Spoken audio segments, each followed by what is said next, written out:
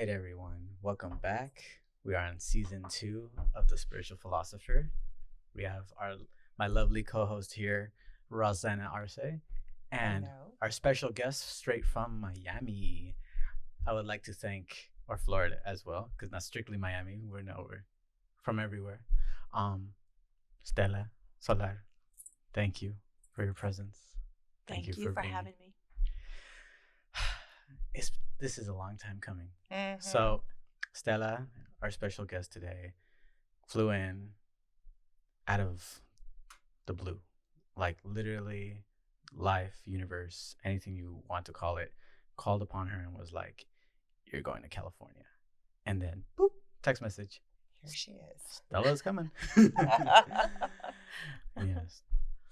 So, Stella, I want to start off by talking about the past of how we met you, because I think that's essential. Like when we met you, Roxy can retell the story as well, is that we were all finding ourselves getting to Mount Shasta, reading Saint Germain, reading all the spiritual work that we were doing. And I find it to this day still, I can't find the word for it. I still find it bizarre or crazy how, like, we all decided to show up at this one spot, at this one place without even knowing each other. And bam, here we are So five we years were later. going to celebrate the summer solstice, and Mhm. him and I were in some pilgrimage in our brains, and that we were going to be initiated into who knows what, into something.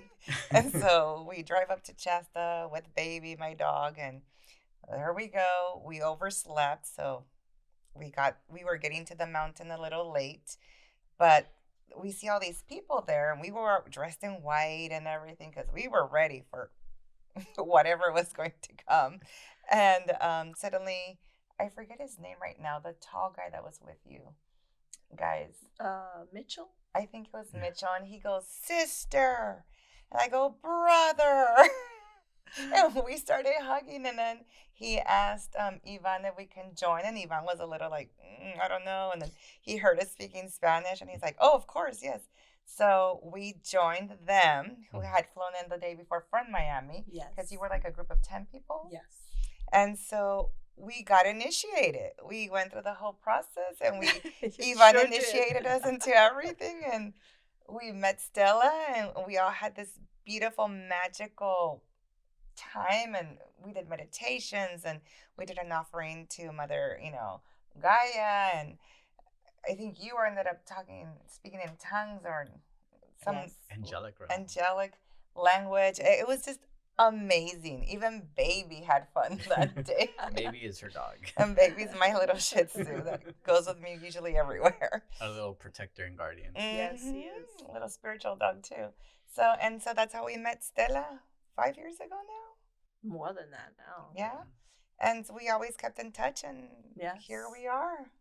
Yes. We have kept in touch, through the distance from one end to the other Mhm. of this beautiful country, from Miami to California. Celebrated my birthday last year with you in Miami. Yes. Yeah, So it's beautiful. It's a beautiful connection. It's just definitely very divinely orchestrated for us to be Oh, yeah. up to this point. So very blessed. Mm-hmm.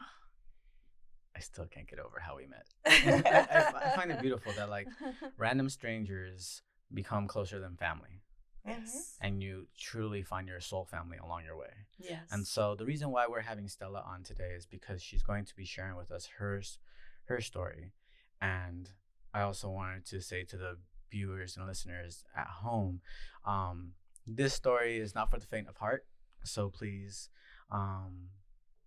practice mental health, practice spiritual health. If at any point in time you need to stop, pause, breathe, please go and do that and come back to us. But first and foremost, always grateful for Stella for coming and sharing her story. I want to start off with the question of how you became into spirituality, how you started finding your spiritual self as a mother, as a healer, as you reconnected with your own ancestors. It's been, seems to be a long journey, but really isn't. Mm. And it actually was with my health. So when I started tapping into it was when a doctor diagnosed me with this chronic condition and said to me, research on this medication, but it doesn't really, there's no cure. But if you're not satisfied with that, I can give you an alternative. I did. I researched. I said, I don't want medication. I went back and he said, do yoga. And I said, yoga. I mean, this is many, many years ago. And actually, I actually started with the yoga. And the yoga started, it was such a calling because I felt just loved the yoga that I wanted to get certified. And I wanted to serve as a community because the yoga actually healed me Mm. from this condition. Wow. So Incredible. it was, I totally, and that's when I'm like, wow, yoga works. So uh, I was called, one of my friends, good friends, said to me, women, Latin women, they don't really have they don't have the money, the means, or the, many don't speak enough the English to understand it. Why don't you offer what it did for you to these women? And so I started a women's group of yoga at my house. At that time, I was married and my kids were little. And it was such a beautiful experience. Whether I saw a testimony of their lives, of how they shifted. Actually, one of them, the biggest I can say testimony was that she was not able to get pregnant, and she was very stressed. I mean, she loved her husband. She was newly married, and she started doing the classes with me. And I would say 6 months later, she got pregnant and has a beautiful son. And so that really showed me, because that's proof, you can do a lot of reading and go into spirituality, but it's really how you live your life and how you practice what comes to you as a teaching and what you do with it. So it's really walking the talk. So that really started my journey into my spirit and saying, oh, I want more. So I have walked many paths, the shamanic path, which was connecting with Mother Earth and true essence and all its elements, and how those elements can really bring so much healing. And I can really, from the plants, the flowers. So when we talk about medicine, so I certified in yoga actually 2 times because I went to an ashram in Florida, and that's like my second home. And that's the Kalinatha yoga. So I'm certified Kundalini, which is, of course, working with all the energy centers, and the focus is breath. And with that, I actually, uh, well, I don't say taught, because really it's an open heart and a willingness of the women that they understood what to meditate was. Yeah. Meditation is really through the yoga brings that to you automatically, because as you're focusing on the breath, you don't have a resistance to the mind, because you're working through with your body that goes to your mind. So it's been really amazing how one thing unfolds with the other, which is what I tell everyone. Is that you have that open heart and you want to seek within what's going on. So I can tell you with all the paths that I've walked. And of course, one of the biggest one that really resonates with my spirit is sound healing. So totally the sound healing, the vibration of the elements, which are these chords, right? So they're life beings. And the way you are in touch with them, when you are trusting that those frequencies are working through the cells of your body. Yeah. And so with that, I've also created Women's Circle. I do ancestral dances. And all of this, I can say, prepared me, which was to something I just never expected to experience. Just one of those things, you just don't go there. You can't even imagine. And I was always very trusting as to, my family's fine, my kids are fine. And the ones that you think are most at risk. So, with my oldest son, who's kind of what I call my gray-haired child, and, you would think, oh, something's going to happen. Oh, he's, I have to be careful with him. Never expected that it would be the kid that was the least at risk, who was my third child, Antonio, who was very highly intellectual, very smart, very loving, very giving, very family. He really impacted a lot of lives. He really would come and tell me, Mom, what can I, my friend is depressed, what crystal can I give her to help her, you know?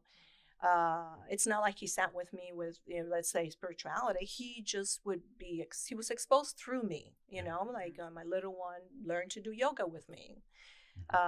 So that, at 18, he started college in Florida, and it was an 8-hour drive. And he, um, spring break, March 19th, he was going back, and how they it just unfolds. He was supposed to have left earlier, and he was picked up later because he was driving with 3 girls, and the girl in the back with him, and then the 2 in the front.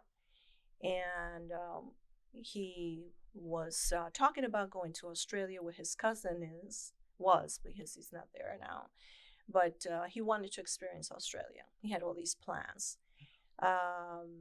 If I tell you the kid that was I'm very connected to, you know, it's not like you have a favorite child. I don't call it that. I just say connection.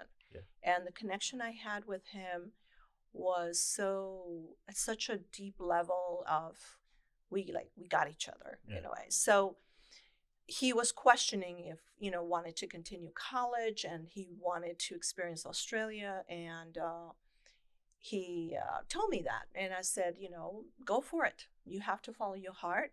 And that's what I always have taught my kids, you know, to follow their hearts, and that I'm here to give them that support. And but it's really empowering them to make the decisions so that are best for them, what they want. I'm there to give that support and some guidance, and sometimes. And so he was very excited about going to Australia. And half an hour before this accident, I called him, and he was by Orlando.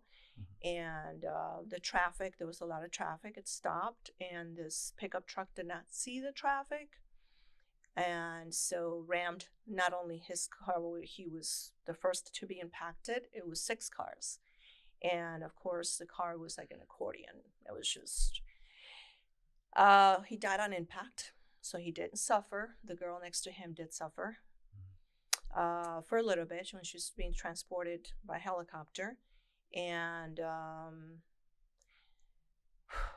so a friend of his called me and said it was an accident, and I was, of course, in total denial. And that was at 5 o'clock in the afternoon on a Sunday. And to get myself to Orlando was, you know, with my ex-husband and my young child, Daniel. You are in denial. I can tell you that experience. I just don't wish that on any living being. Because, you know, that's when I got the official notice, is when it just, okay, he's passed.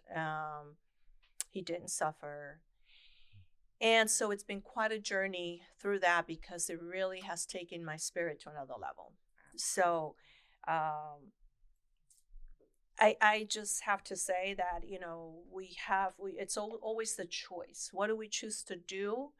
And that's why I felt that I had, you know, at first, of course, the first month, I really didn't want to be on this planet. I said, it's just in the dark night of the soul to its deepest level. And I just felt him pushing me and saying, no, you've got Daniel, and you've got you know, my daughter and my son. And my daughter, that was like she was like his second mom, my daughter. So it hit her very hard. And my oldest son, you know, so it impacted the family at such a deep level that, you know, I said, you know what, I know I'm the pillar, and what I do is what's going to happen with them. So that really, I felt that push to like snap out of it and get back into life. How long did it take you to snap out of it? I can tell you that I was pretty much like I was functioning. I went back to work, but I would say a year. It took me a year to just say, you know, I was functioning, but it was yes, it was like it's such a weird experience, because it was like black and white. Like everything was just black and white. There was no color in my life. And I was just, okay, what am I going to do? And I was very blessed at that time, because I received a lot of support from work, and friends. And so I'm very grateful for that. And so when I decided to, I said, okay, I need to work on my body because, of course, the first that impacts is your body. You let yourself go. Yeah. So I understood that I was being prepared for that moment because it was so transcendental as to what needed to happen after and what the purpose of this experience was and is. It was definitely so to carry on that legacy and the passion he had for life. And of course, it's my passion. So that's what so many other things have evolved to this point where um, of my heart of service, that if it was before, now it's amplified to another level Yeah. as to what I want to bring to through what I have in the women's circle and what I want to create and continue to create to be of service. At like call it real, meaning walking the talk is how I live my life. So, would you say, or we've had conversations about this before we came to the podcast, of how the dark night of the soul for you was the loss of your son. Yes. I am trying to envision how it's even possible for a woman to surpass that. I still can't calculate it because I hear you speaking, and for me, it's like I have a strong connection with my mom. I really do. And I'm just in awe and also proud of you on a friend level. And I'll never get tired of saying it, that you're able to transcend and use that opportunity to help others and be of service. Yes. Because truth of the matter is, there is people in this world who don't have the tools and toolbox to make that snap or make that connection, or to pull away from that dark energy of going spiraling downward. So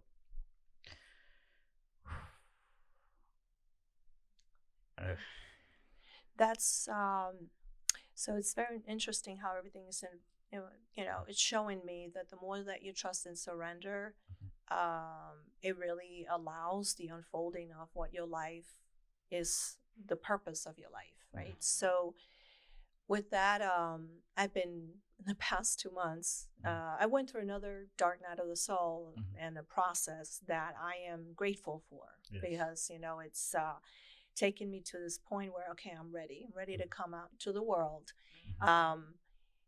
And with that, the awakening, it's just, I'm being awakened, and I feel it's Antonio.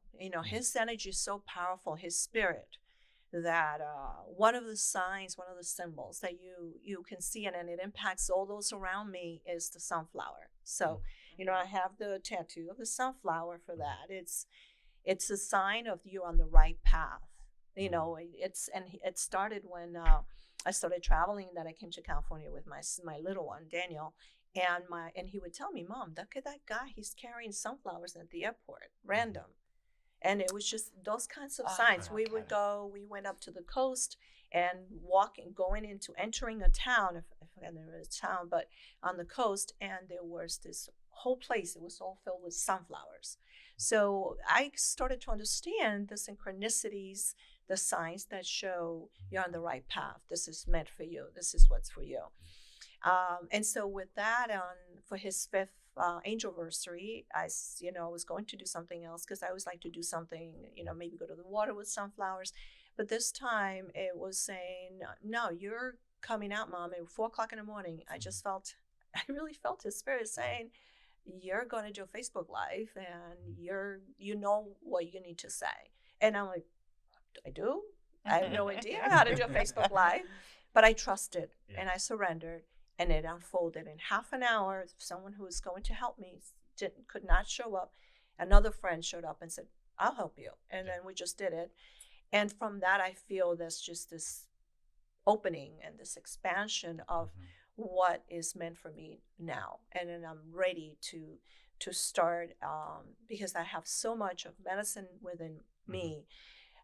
It's and so what you said about surpassing, you don't surpass something like that.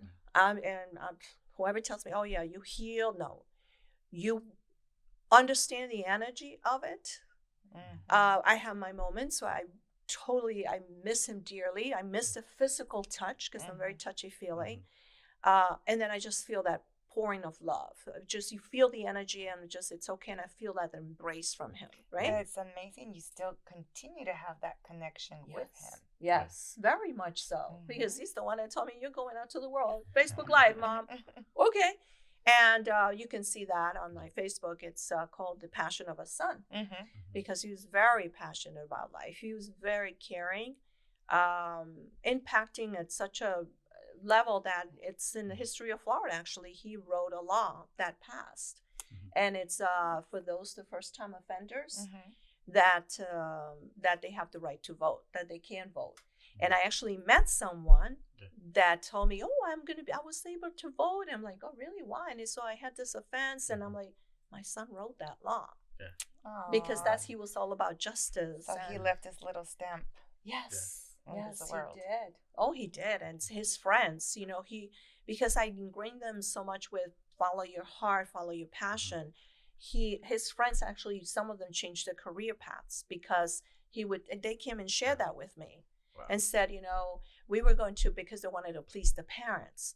And so I welcome you to look at the Facebook Live, because it's just, he really tapped into their potential, and that's what I love to do.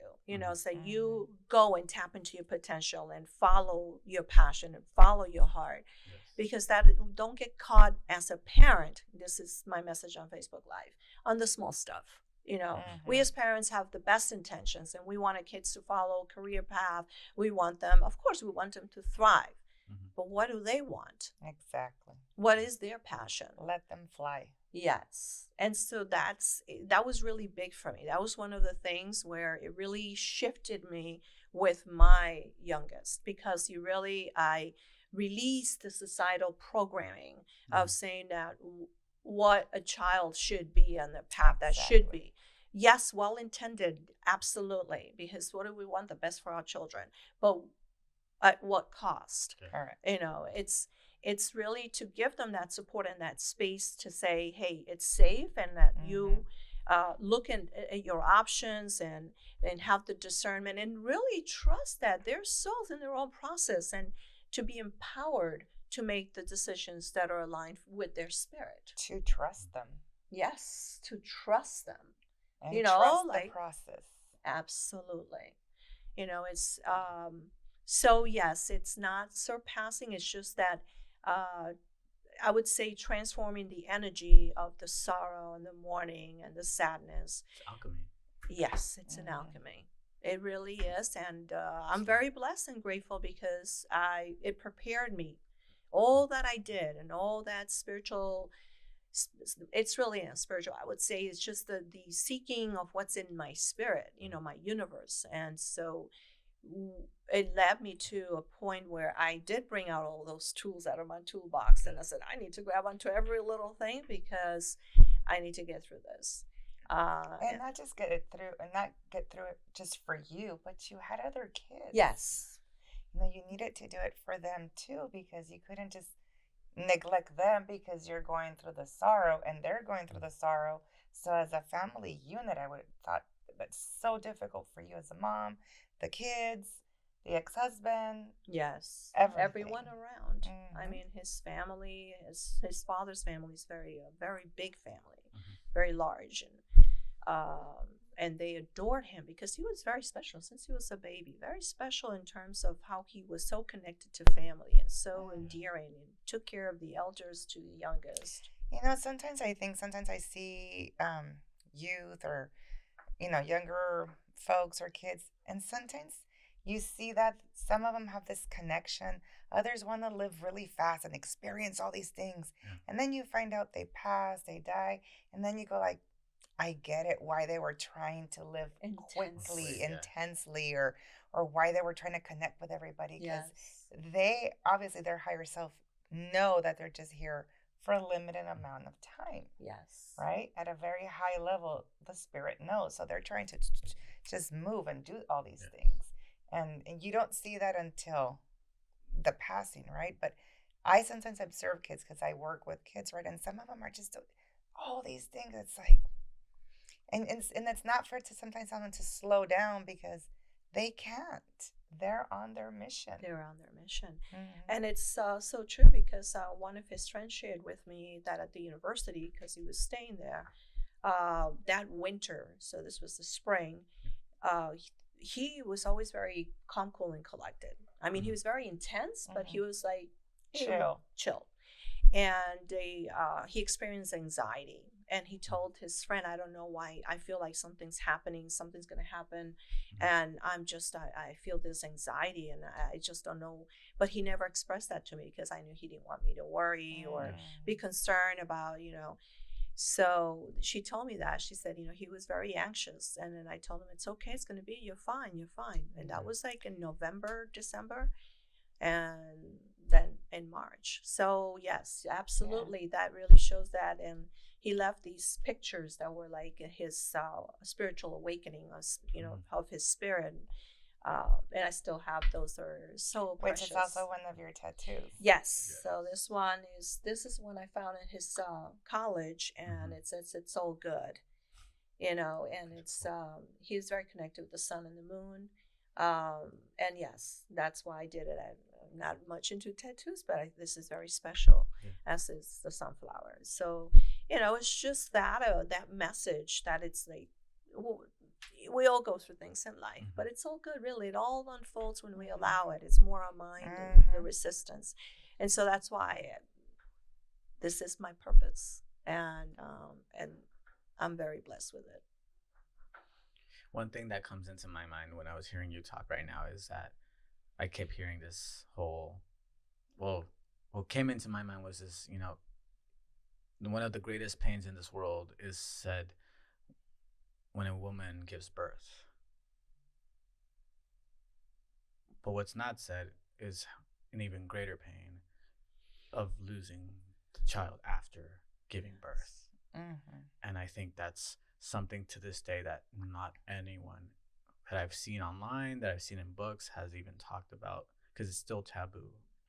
And hearing you narrate your story and flow and embrace what has happened and use it as a motivator to help others and to help yourself and to help your family and everyone connected to you really gives hope to those who are listening or watching or stumble upon this, mothers, fathers, cousins, who's ever lost someone, that you can transcend and, like you said, use that energy to help you instead of going into the negative, going into the abyss, going into that whole self-loathing, going into because that's really easy to do. It's so easy. Depressions. And I think now my question, transitioning a bit, is using what you've learned from Antonio. And I want to backpedal a bit and mention that you are also have ancestral blood in you because you're Colombian, correct? Yes. And your family ancestors Colombian, and you've known about medicines and you know a lot about healing, and it's nothing like new that you stumbled upon, but it also comes from the family and those around you, your tribe, yes, per se. That's helped you in healing and also moving forward. Yes, absolutely. And so I would like to speak on, if we could speak on that, of the importance of making or finding your tribe, your soul tribe. Beautiful. I say that as you walk the talk in terms of who you are and how you show up, it calls your tribe. So I've been one that I don't come from a large family, physically. My soul tribe has been those people that have come across my path, and of course, there's no coincidence. It's all weavely. It's a perfect weave of life that they've been my family, such as you guys. It doesn't take much. I mean, why I have a small family, I don't know. I just know that I've always had those special friends, and I have friendships that have been a lifetime. I have a friend now that she's going through a very tough process of cancer, and we've been friends 27 years. And so she will, there's not much hope with her. It's just that to say, wow, she's my family. You know, she's been my sister. We've raised our kids together. Very special souls. You talk about processes. That's another one that I would go through. And again, I feel that in that divine purpose, as Roxy was saying about that there are souls that come for a certain time, and that's why they live so intensely. Antonio lived very intensely. He wanted to travel. That's why he was able to go to Australia and all that. And so it's all connected, you know. It really is. So that soul tribe comes to you. You know, as you evolve and you work on your consciousness, and it's you attract those like-minded people. Yes. And so you can easily identify really who that tribe is, who's in your tribe. And it's funny when you start attracting your tribe, because you start meeting people, right? Like we met, but you also start purging those. Oh, yes. Discernment. Yes. Oh, big time. That's one of the things I had to really learn, discernment. I want to help everybody. Yes, right? yes. But there's people who don't want to be helped. No, and you have to understand. People who reject also. Well, that's it. They don't want to. Right? They're not ready. They're not ready, and we need to understand and respect the fact that they don't want to, and we need to move on. But just the purging of people who are bringing you down, or they're not at the same spiritual level anymore, or same vibration, and you just have to sometimes say bye and move on, or it's a reason, a season, or a lifetime. I always say when you have encounters, everything is divinely orchestrated. And I truly believe that. So those people, that could be a minute that you exchange, and there's a message they needed to hear, or you needed to hear. Yeah, exactly. And they're the ones for a season, for a certain period of time. And that's when those are the ones that I think are the toughest, because you kind of have to let them go and understand that cycle is completed. So I always talk about cycles. Everything's a cycle. And so it's you get into attachments. Then we talk about attachments where it's difficult and it's hard to let go. When under knowing in your spirit that the cycle is complete, but yet you have to let go. So I mean, there's so much there that. And this is stuff that you teach in your women's retreat. Yes. Correct? Yes. All of this that we're speaking of right now. Yes. And I tell you, it's so gratifying, and it's such a blessing to experience the women that shift their energy, because they do the work. Like I always tell them, I'm not here to heal you. I get one that said, oh, do you do regressions? I have this blockage and I can't. And I'm like, no, I don't do regressions. And even if I did, if I welcome you to the circle and you do the work. Yes. Well, she passed. In other words, her block was that she couldn't pass the citizenship test. And I said, just come and surrender and trust and be in. And she passed. And she was like, oh, wow. So she wants to continue, because, of course, there's layers of other stuff. Yes. And I think hearing what you're saying right now calls to mind specifically how there's this false belief currently right now that, when it comes to the world of metaphysics, spirituality, that I just can pick up a book and practice it. But that's not really doing the work. And that's what I'm trying to discern even as you're speaking right now for our viewers or listeners at home, is that you will have people who will come to you and offer all these services. If these people come to you offering services for money, they don't want your best intention. If universe life pulls you a small little tug, you need to go on this camping trip, you need to go to California, or you need to go do this follow that instead. Absolutely. That's what I But wanted. it's hard for people to listen to that And of course, calling because or inner voice. ego Or kicks in. Ego Right. says, "Oh, spirituality. Oh God, no, that's the woo-woo people, or that's the people who like think, oh, God, Mhm. everyone's all happy." No, it's not always about daisies and all love. No, it's also tapping into that dark and saying, "This is what I'm struggling with right now. This is Mhm. how I need to shed this dark off of my skin. It's like a snake."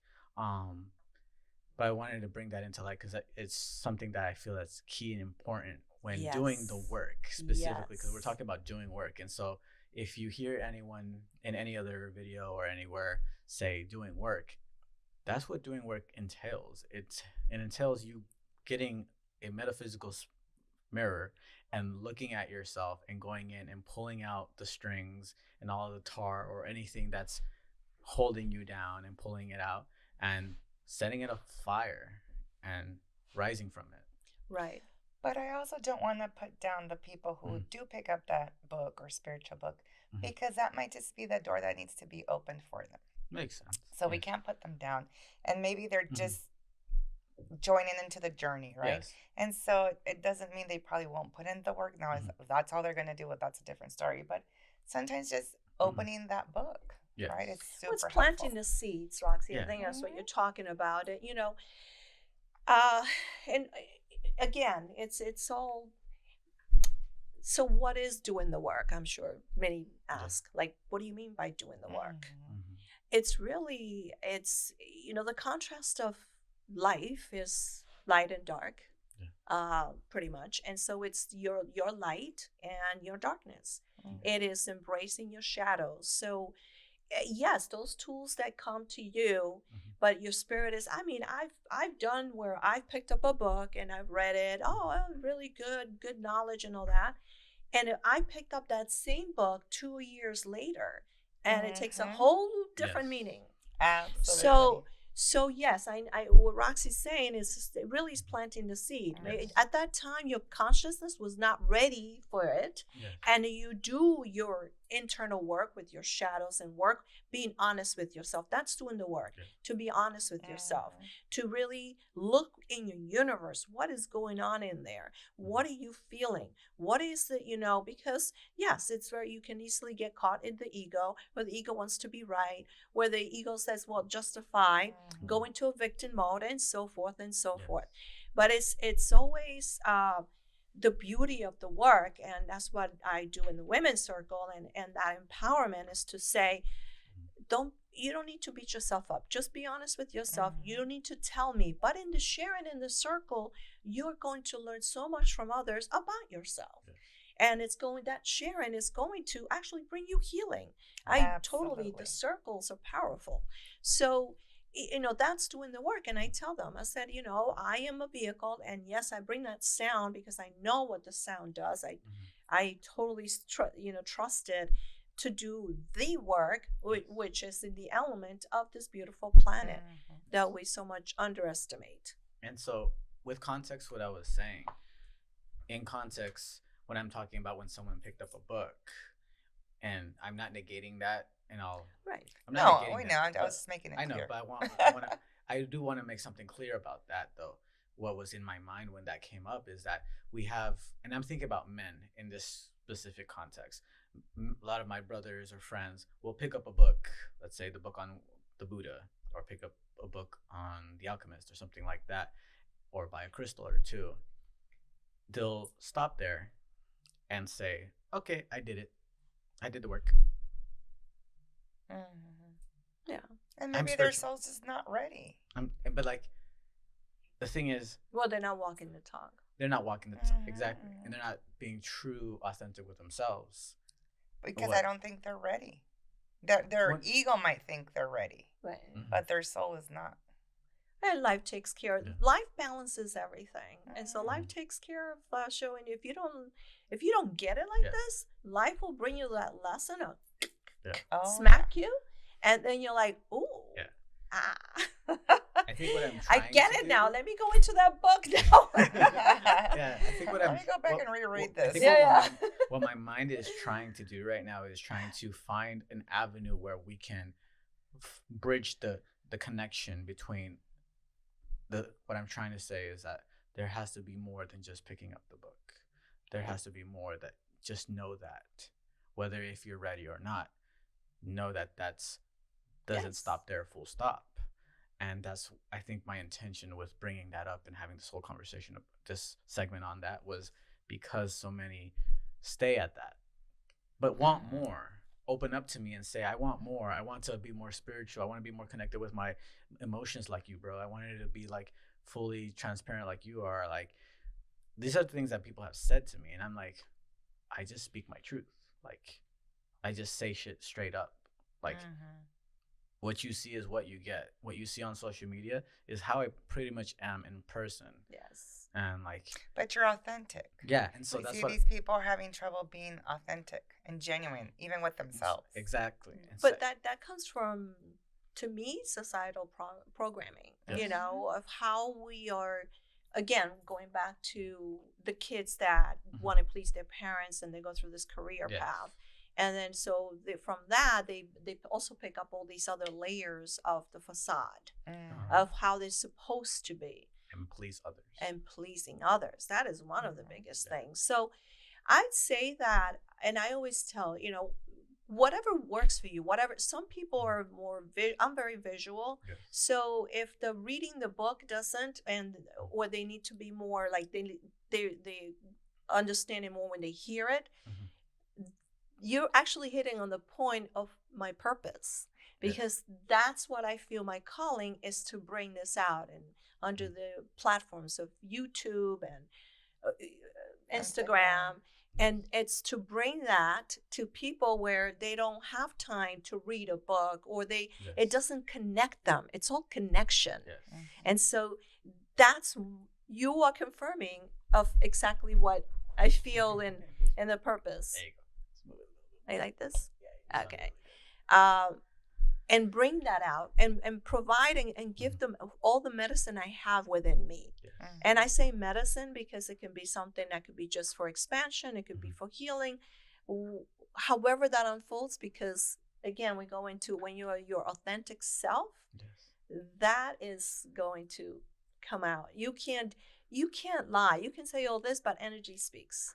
Yes. And so with this, in this platform, is exactly my point of why I want to bring it out, and why the Women's Circle, and why to do retreats, is to bring those people that are just like go within to be present with themselves. And that's a beautiful concept to bring into light right now, is that no book is going to teach anyone how to overcome anything specifically as much as what you've had to encounter. And so by living it and being with you and being in your presence, and or if not watching a video, the video records the energy. If you're going to follow this train of thought, this is the whole reason why I have Stella on this platform today, is because we're connecting this down to philosophy, which is what the search of wisdom. And what's the greatest wisdom is from our elders, or from people who've experienced more in this life than others. And we can learn from each other.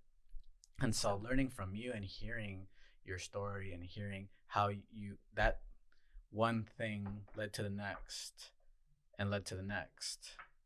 And now we have transitioned into your retreats and your intentions with the help of Antonio and with the help of your soul tribe and everything. Now my questions moving forward is that, where do you see yourself building the platform when it comes to the retreats? Like, is it going to be both hybrid, or is it going to be in person only? In case people wanted to join your ladies, or I also heard you say that you wanted to make men's retreats, if I'm correct. Yes. Which is another great aspect that we should dive into also, because everything that you were just saying, when it comes to doing the work, my brothers, my non-binaries, that's also talking to us. It's meaning we have to do the work also. We have to be a part of that. If you're a living sentient being, there's work to be done. And just wanted to speak to that. Yes. Because I don't want people thinking that this is only focusing on just the women. Yes, we're focusing on women, but we also want to make clear that when it comes to healing, it involves encompasses every being. Mm-hmm.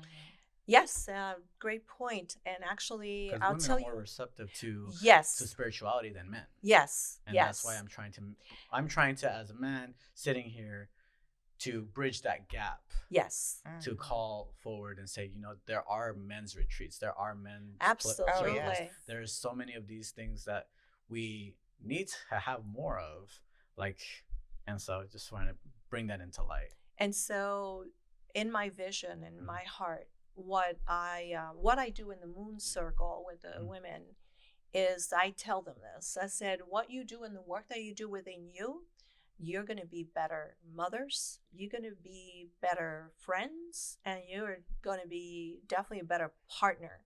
And Mm-hmm. you, when your husband or your boyfriend or whatever your partner is sees the shift in you, Yes. guess what they're going to say? How do you do that? And Mm-hmm. that to me is very powerful. And I've already seen that. I really see it. I love it. I don't tell them anything, Yes. but I observe the couples, Mhm. like how the husbands are like happier because They're more in tune. yeah, they're more in tune with the wife because the wife is bringing this different energy into the There's household. synchronicity. Yes, it's And the beautiful. man And feeds off so that. with that, Yeah. I already have like what I call, I have them soaking in into that Yeah. energy, and then I'll tap into the man and say, hey, you guys want to do? I'll do like a workshop, we'll do a retreat. So yes, I do want to do. My vision is also to be hybrid and physical, meaning I want to next year I retire from the corporate world. That's what I was That's gonna beautiful. bring up. How's that? And So right so now, I'm excited. I have to. Something came into my head right now, and I kept hearing or feeling this sensation to say something as in healing the divine feminine Yes. within men, Yes. reconnecting with the feminine. Yes. And what I'm trying to say with that is that men, we have been disconnected from the umbilical cord from women since we are born. They cut us from the cord and they slap us in the back, and then you're socially constructed to be what is a man. And with that social construction, we have all of these attributes and attitudes that we have to have as men that unfortunately don't lead for us to flourish in our spiritual selves. Maybe in our home, in our physical, material, space, time, reality, but not in our deep emotional body. And so, with me saying all this, is just there is also, if we can speak on that, a lot of men fear tapping into that divine feminine or tapping or healing that, Yes. whether it's manifested in like horrible relationships with their girlfriends, horrible relationships with their moms, with their tias, with their Mm-hmm. abuelas, whatever, women in general. I've been seeing that that's the call that really the underlying message, what I'm seeing and hearing right now. Because if we were all to sit down right now and go through YouTube and look at all of these other podcasts that are going on and just see the way they communicate with women, Mm-hmm. I'm willing to bet 9 out of 10 times we're just gonna sit there and say, he has trauma, he has this, Mm-hmm. he hasn't healed that part, he's coming from And that. it's usually because they have issues with the mom. Yeah. It's having when men have not a good relationship with their mom, Mhm. they won't be able to have a good relationship with any woman They because can't. what's a man's first love? Their mom. Yeah. That's their first love, right? Mhm. And if they don't have that bond, that love connection with Mhm. their mom, how are they going to have it with any other woman in their Mhm. life? They can't. It's very, very difficult Yes. unless they heal that trauma with the mom, right?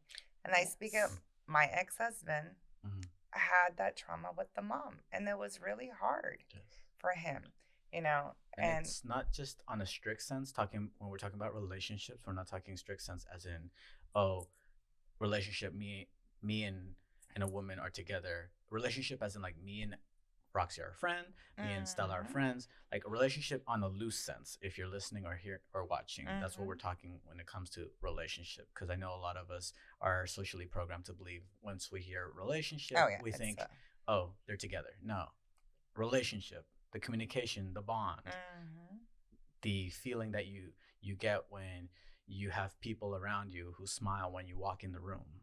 mm-hmm. That connection right there. Absolutely. And we all have the yin and the yang, the masculine and the feminine, right?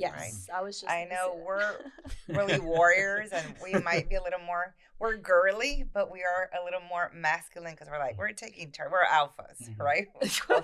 We're both alpha Yeah. females. So we're like, ah, I'm taking charge. Move out of my way, right? And so it's also for us having the balance of being feminine Yes. and still being, having that masculine power, Mhm. but at the same time, embracing the divine feminine. And embracing sometimes for women, the divine feminine also means, or they perceive it as not going to be looked upon as weak. Mhm. I'm going to be looked upon or stepped on or pushed aside. Yes. And that's why sometimes we see that some women don't embrace it, right? Mhm. I love being a woman. I absolutely love it. But I'm a strong woman, right? Mhm. And so Yes. I think that's the big difference. And also for men, you guys Yeah. have the feminine side and the masculine side. Yeah. And sometimes you see some guys that are real motherly, Yeah. right? And you're like, dude, you're more motherly than me, and I'm a woman. You know what It's I mean? the Which is female hilarious. energy. It's a Yeah, female Love it, it's energy. yeah. a lot of female energy. And so it's every single individual finding that balance. So that gets us into another segment right now. So right now, currently in our society, there's this belief that, or this shift, I can't even put a name on it, but this shift where men who were told that it's okay to cry, that it's okay to show their emotion, there's a pushback now to say that, oh no, that's not okay. Why? Because we're making broken men. We're making men who don't stand up or don't have the the monster mentality. And so we're seeing that shift within psychology, within philosophy, within almost every of the humanities. And there's a tug of war right now. And I just wanted to speak on that because it's something I'm also really interested in and I'm also writing upon myself. And what you were saying to each other really brought that into my mind. Because I like, what would you say about that? What can you say or to that about helping men heal their divine feminine and also maintain their divine masculine?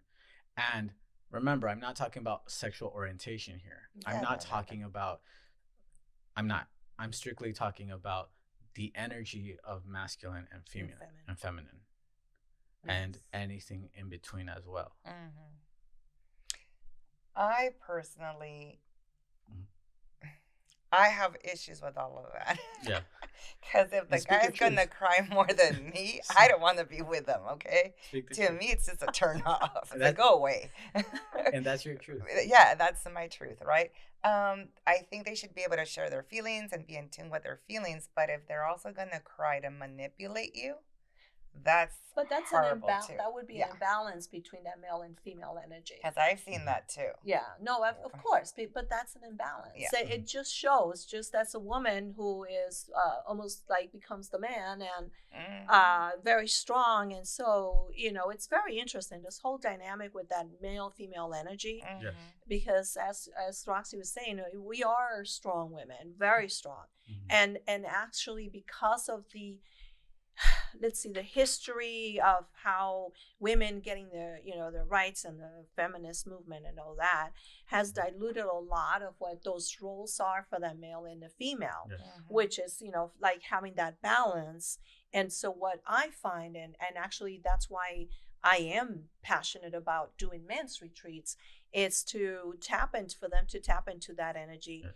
Of that healing the divine feminine within them, and having it's that sensitivity to have that, because I find that men get intimidated by strong women. I mean, I've experienced it, and I'm like, but it's just I speak my truth. So that shows for me the man is definitely not balanced there, because he should not be intimidated, because I know who I am and I know what I bring to the table, and in my love but also speak my truth. I am being authentic. And again, we get into that whole thing about being authentic. It's really the work, because of the societal programming that has occurred during the past 2 centuries of the roles of the male and female that has really brought the man to say, well, with the feminist movement, and we can be this and we can be that.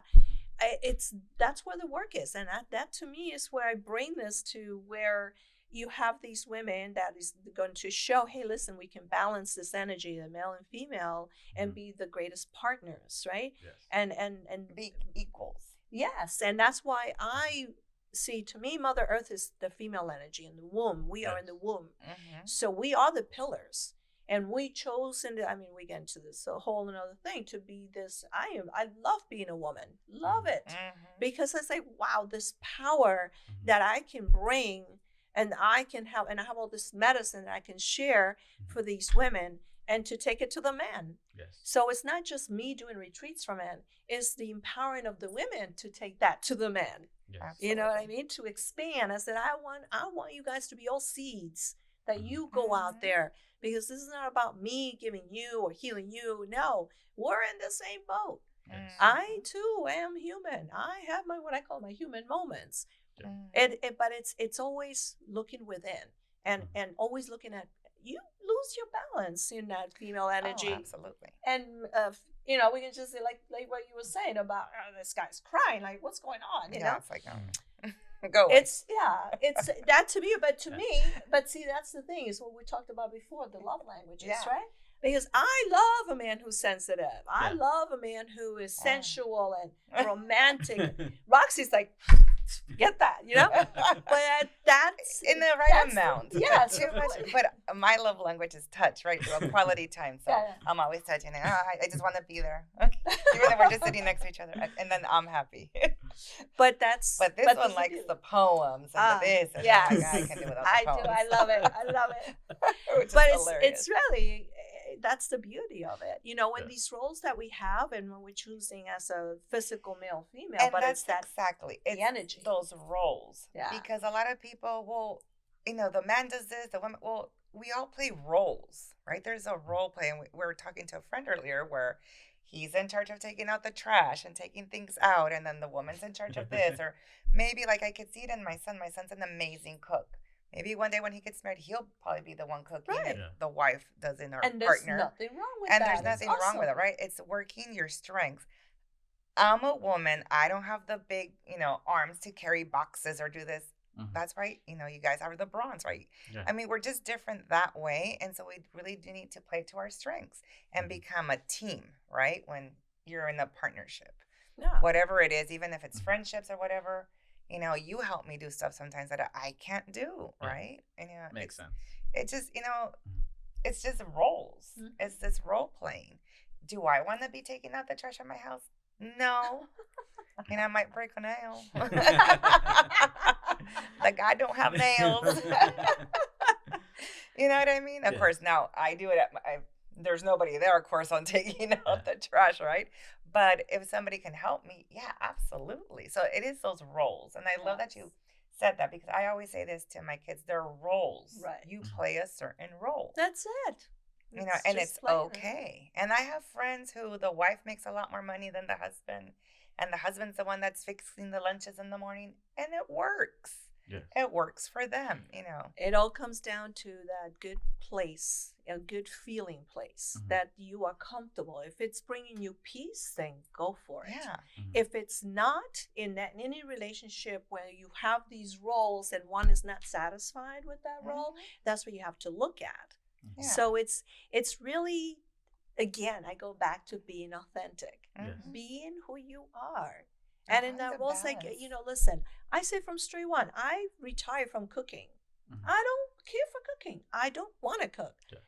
If you don't like that about me, well, I'm being honest. And there's ways. I'm not saying I never cook, but I'm not saying I can't. I just don't want to be into the routine cooking. I enjoy cooking, but not every night. Correct. No. Right. So I'm tired. But some men have an issue with that. And I say, well, if that's an issue for you, then that's, it's nothing I can. I'm not going to change. Order. Right. But again, it's how you DoorDash. feel. It's how you feel. If you're at peace with where you are, what you're doing, and in that partnership, that's all that matters. Because it's all about feeling good within you. It's about being authentic within you. And circling back when you said, the feminist movement and all of that, and I'm so grateful that women got a whole bunch of rights back in the 60s and Yes. everything. But I think also today Extreme. they've gone overboard. Yeah, the extreme. And that's where you were saying that confusion with the men and everything. Yes. Because now you have these women Well, who are at the extreme, and my daughters are very feminist. And I'm like, I'm not a feminist, even though people sometimes think I'm a feminist. I'm like, not either. no, Yeah. I'm not. I don't I'm an consider myself. equalist. I want equal. Yeah. I got But rid I of don't- labels. But I don't want to be more. well, the thing is, right now, so just to clarify, the Mhm. feminism doesn't even have its own definition, because feminism, as what most 9 out of 10 times when we're talking about feminism, when I say feminism, you're thinking about white feminism. Not to touch race right now, but white feminism compared to BIPOC, minority feminism, black feminism, that is all encompassing for not just. But why are you women, separating them? because it's been fun. To me, it's women. No, but that's the thing, like, Black, white, so red, this has purple. already been, like, the work has been done when it comes to in philosophy and ethics. And so in all those movements, it was all white feminists pushing for the rights. Yet, however, when it came to the issues that they were bringing to the table, they were on what is it, on average, they were just talking about the experience of women who are white middle class, not encompassing anything Latino, Black, Asian, any women other than white. So that was what feminism started, and then shifted and broke. So now we have what is BIPOC, minorities, Black feminism, which is all encompassing, which is not just women, but it's also, we want rights, we want reproductive rights, we want health for men, mental health, how do you call it, therapy for men as well. It's all encompassing, not just for women, but it's all of these other issues that we are not all these other topics that have come up is because of BIPOC, minority feminism. Because for example, now we're more sex positive, now we're more body positivity, all of these other things I can mention off the top of my head. But when it comes to white feminism, it was all about, no, we want the experience of the white middle class woman. And you're saying the minorities wanted that experience. No. It was the white women who, when they were fighting for feminism, they were fighting for their rights. Well, there was a lot of Black women involved. There's even in history. Well, that's what the history even shows. The Glorias. The history shows that when African American women would show up to these how do you call it, to these protests or the women's marches, they were told not to go to the right, to go that way. They were not included. That's what they don't show in the media. They show in the history books and in the philosophy books and the ethics books. But if we keep, so that's from here to the future, I think if society keeps saying, oh, the minorities or this, you're still segregating us. Okay? And or the Black women. For me, feminists, it's just, we need to change that. And it's women.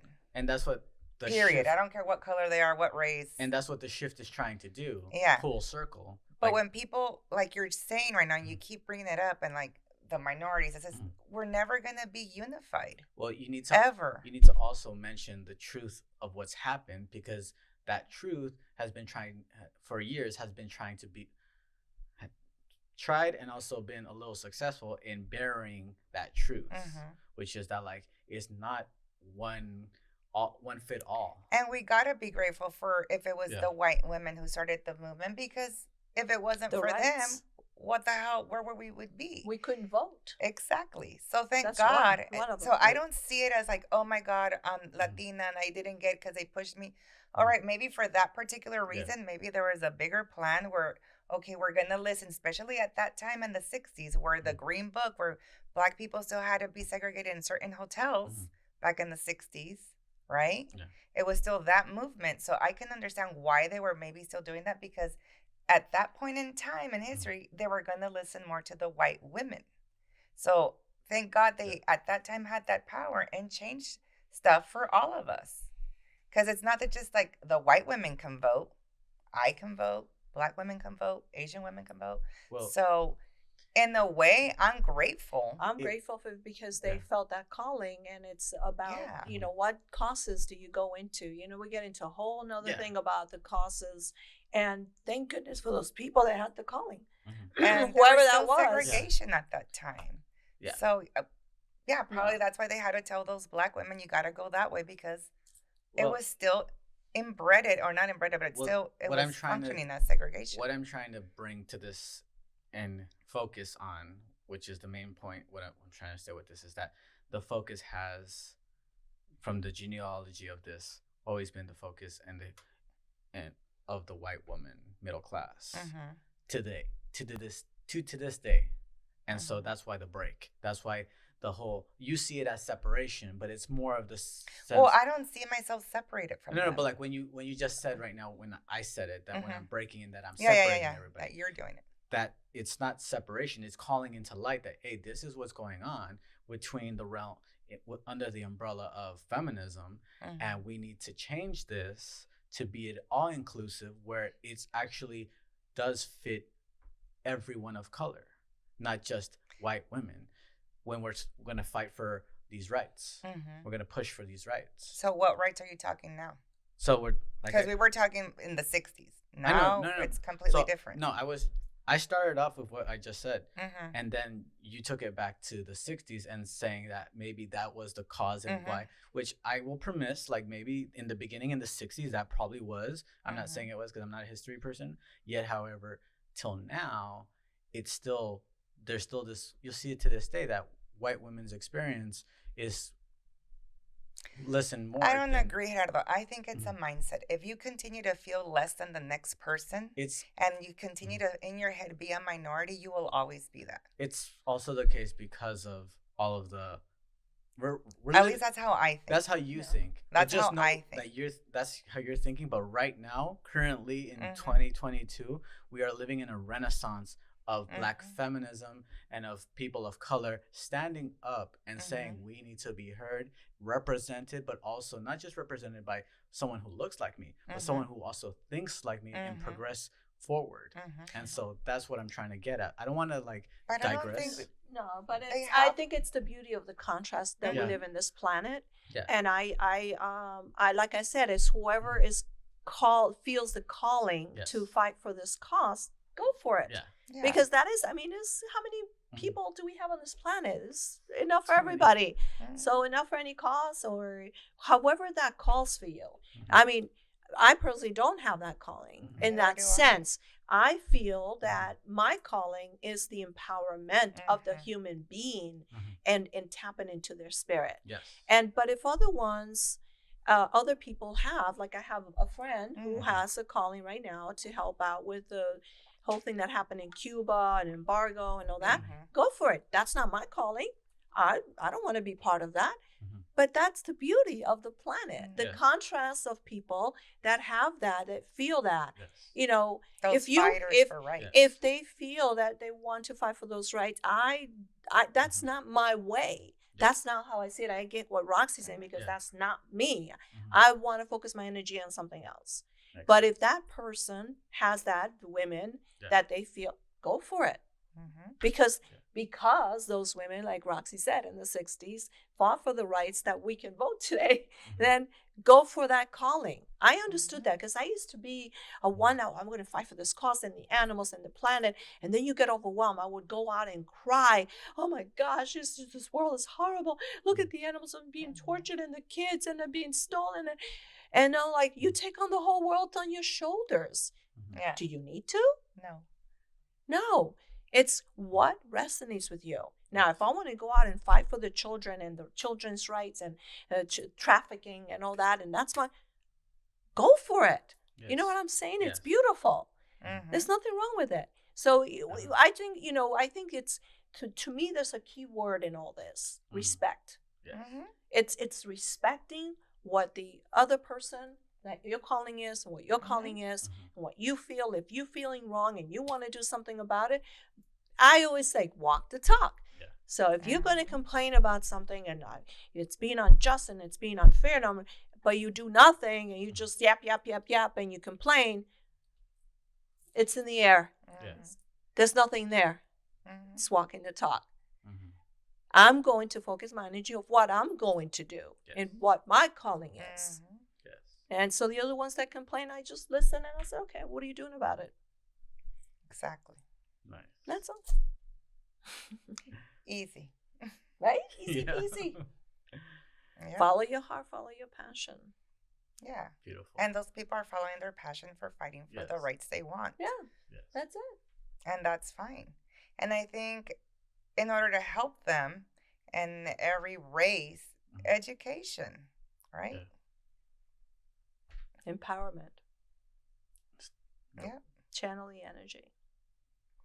Yeah. And it doesn't even have to be education from an institution, Mm-hmm. but just Oh, education. Just, life education. just Mhm. educate yourself.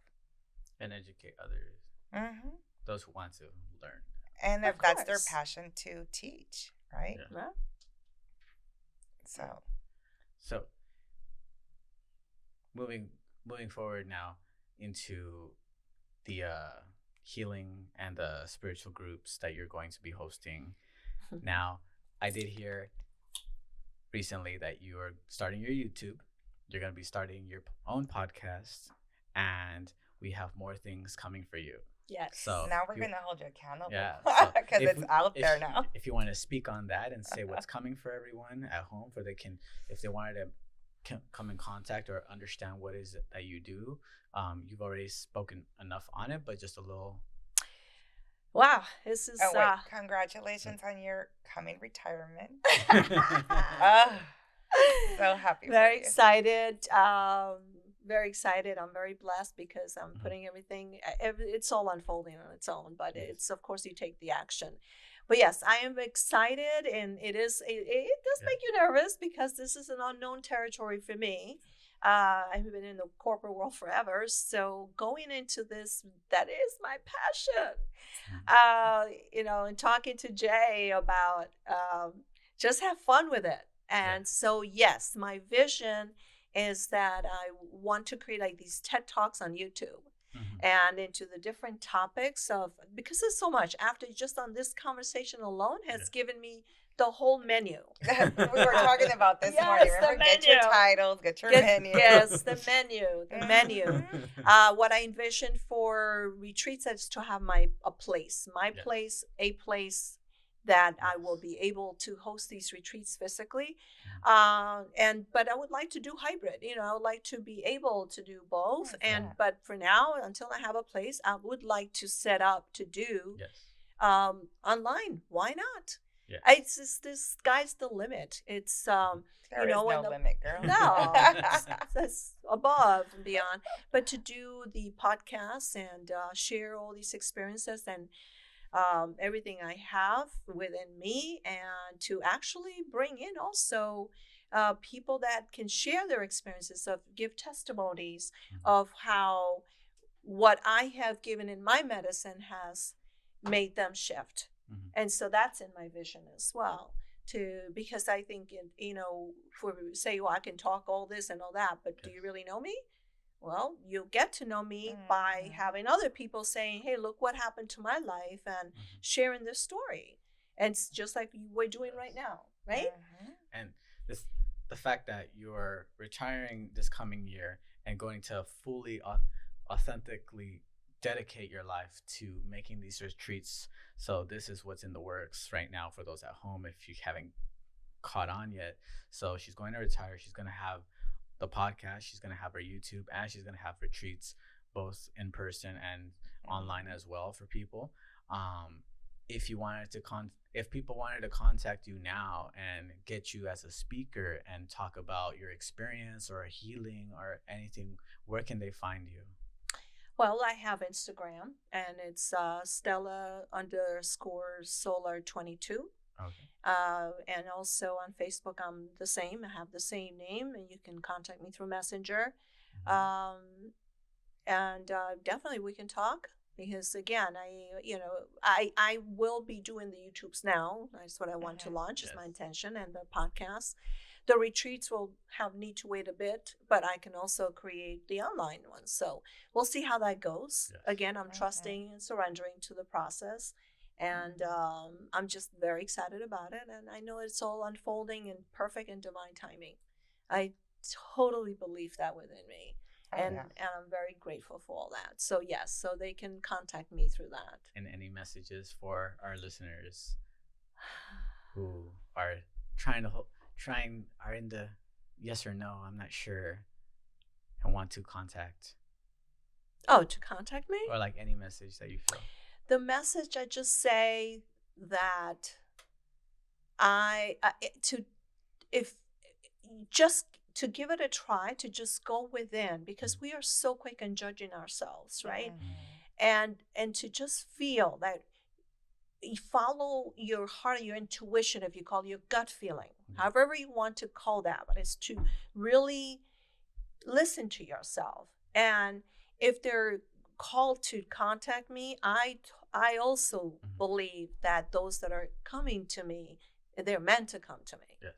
I don't have an agenda person. I don't have a private agenda. Yes. I don't have, my whole intention here wholeheartedly is to be of service. Yes.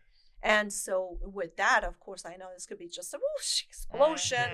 And so, but I trust the universe takes care of the how. But it's just to go within. If that feels right for you, if there's something, a question or something that I can assist with, please contact me. That's all I can say, because this is me. Yes. And again, I'm like you. Whatever you see on Facebook is who I am. And in my line of work right now, I don't go into politics or religion or anything like that, because I am universal. And even at work, that I work for government, it's very open. I'm very transparent. Yes. And they knew that I was going to do this podcast, and I'm very transparent. And so that's what I invite you to do. And again, those people that contact me is because there's a message. There's something there for them. And don't let fear hold you back. How do they say, when the student's ready, the teacher appears? Yes. So, for those of you watching, and we're always and we're a teacher, we're a disciple. Sometimes we're a teacher, and sometimes we're a disciple. I bring you a message, I become your teacher, but you can bring me a message, I become your student. So it's how we all learn from each other. We're all connected. We're mirrors of each other. Somebody tells me, "Oh, you're awesome, you beautiful energy." It says, "I'm a reflection of you." You know how that people makes you. I see their reaction. They're like, oh, they're like, "Thank you." Well, because I see you. You see me. I see you the same way. So we are mirrors of each other. It's beautiful. Nice. Any last messages, Roxy? No. For listeners. For listeners, keep on watching us. More to come. And where they can follow you and everything. Oh, Lord have mercy. I still don't have followers right now. I'll work on that. Well, Roxy also does guided meditations, and also does hypnotherapy, and also she recently putting me out there. Well, she recently, this past months, I just want to talk about this. She also started doing support for kids, and it's going on her website soon. Her passion. So if you have any troubled child, well, coaching. I no, don't life want traumas. coaching. I don't life want children or for teens. So teens. Life coaching, so life guidance for teens. Not trauma. And I don't want teens. Not that I don't want teens with traumatic stuff, but I focus more on the guidance of teenagers. Tapping into their potential. Yeah, tapping into their potential. Which is perfect, because she has 3 crazy kids who awesome. Went out into the world and are making it happen. Like they are. You will see in coming year a lot. Yeah. I can't say much. She's walking the talk. Yes. And my kids are walking the talk, And as a parent, and I've said this before, I kind of just step outside, because I work in education, and my kids don't want to go to an educational institution to, get a bachelor's or a master's, or, And here I am with a master's degree. Their dad has one. My brother, has one. My dad, and everybody. And they're like, "Yeah, we're not going." And I'm like, But anyways, as I Yeah. was telling Jay earlier, it's like trust the process, let the Mhm. universe take over, and they will make it. Yes. You know, so I'm trusting the whole process, and as a parent, you know, as we were talking here earlier, not be linked or engaged to like you have to do this. Like no, these kids, just like Danny, your son, all this age of Mhm.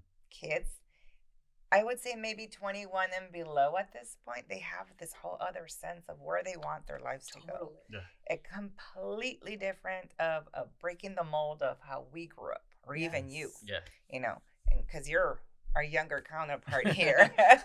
I'm the millennial. We's a little bit more You're mature the on this true side. millennial. Yeah, so trusting that new process, and as a parent, just being open to it and just guide them. So this Mhm. is where that teenage Okay. guiding, Now it makes coaching sense. is Ah. coming from. That's So Excited awesome. for you. empowering teenagers, yeah. So Yeah. I'm with you with it too. yeah. All right, everyone. So we are also going to have Stella and Roxy on future episodes. Want to thank Stella for once again flying all the way from Miami or from Florida. Next time we could just put And you on the TV. yes, or next time we will take the podcast to you. Yes. Make it a traveling podcast. I know me and Roxy had talked about that in previous. Pretty cool. See all these great things. So Mhm. for So exciting. here, I'm Gerardo Moreno. You can follow me on the Spiritual Philosopher at YouTube if you wanted to watch us. You can also listen on Apple Podcasts. If you're watching or listening, don't forget to like and subscribe. If you're following Estella, which I will post later on her website and her YouTube that is being built, and also Roxy's website, you make sure you subscribe and follow and like. Yeah, I'll give you the link We'll to my give you website. everything, but stay true to yourself, stay authentic, love yourselves, and never forget you're not alone. Love you guys. One step at a time, people. Stay genuine. Thank you so much. Thank you. Thank you.